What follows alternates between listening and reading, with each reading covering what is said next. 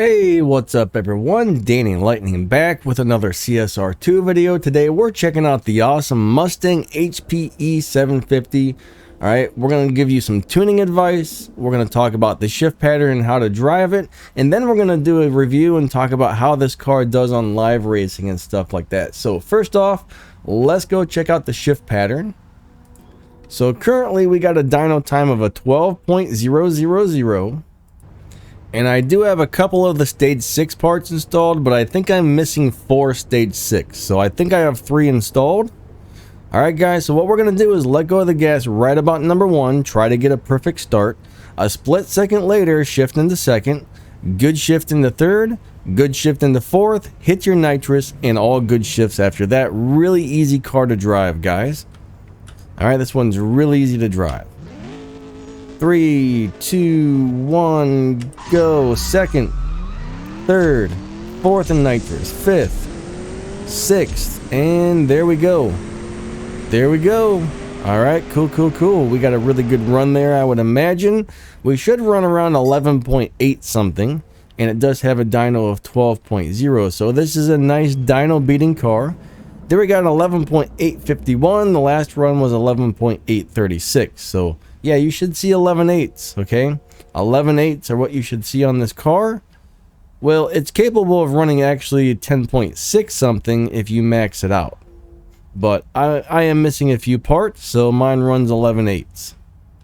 Now, what I did to make this car really good at live racing is a little bit weird. So what I did is I took the tires, I pulled them over to the left until these Evo points got as high as possible. The final drive stays as is. I didn't have to touch it.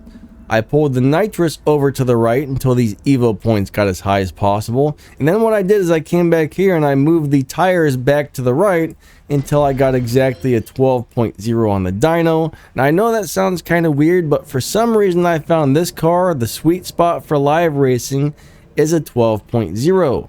Now I can make this car run a little faster, but if I do that, it doesn't beat dyno time by as much, and it doesn't seem to,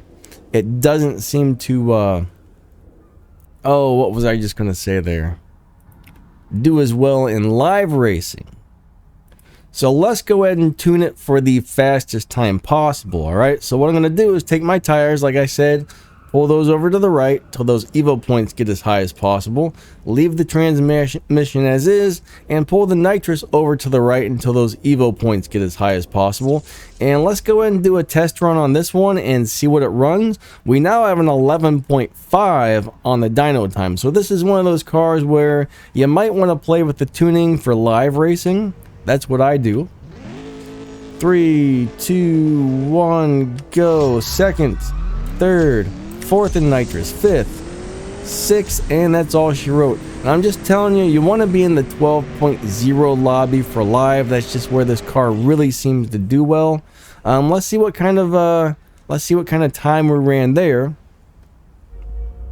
So there we got an 11.524, but if you notice, the car is not really beating dyno on the max tune, but this car is a little weird, alright?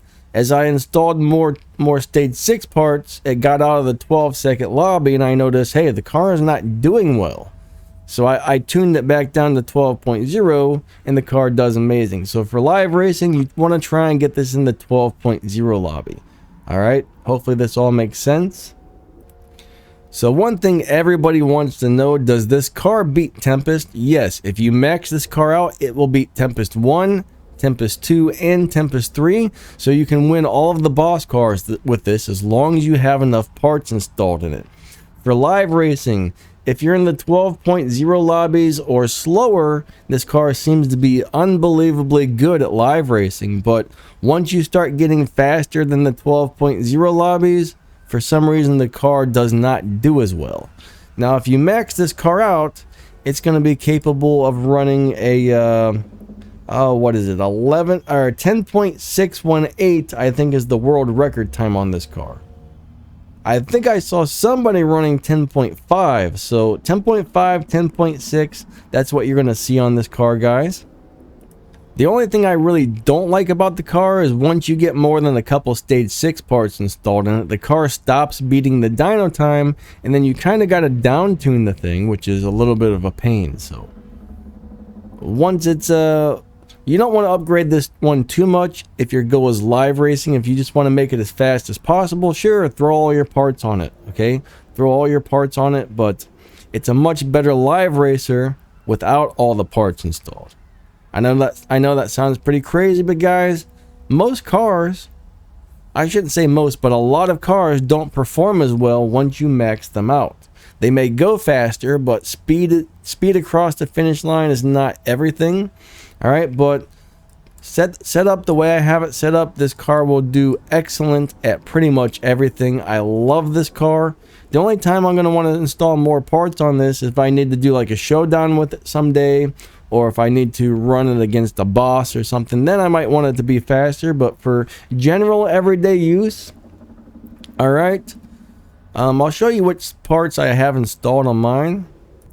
Okay, so I'm missing the tires, the transmission, and the engine, and I have all the other stage 6 parts. Now, I can pull off another one of these stage 6 parts and still get the car into the 12.0 lobby where it does really well. So I could probably pull off the intake or the turbo or the nitrous or the body. I can't remember which one it was I recently added, but I can pull one of these off and get it into the 12.0 lobby, and it runs exactly the same as it does now. So, all right, that's kind of how I got mine set up. It's a very strange car, but I like it a lot. Awesome car, guys.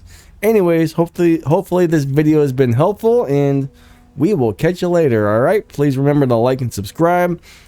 Click that little bell, set those icons to all, or set those notifications to all, so you don't miss any good uploads. If you guys would like to become a channel member, all right, right next to the subscribe button is a join button. That would be very helpful, and I would appreciate that a lot.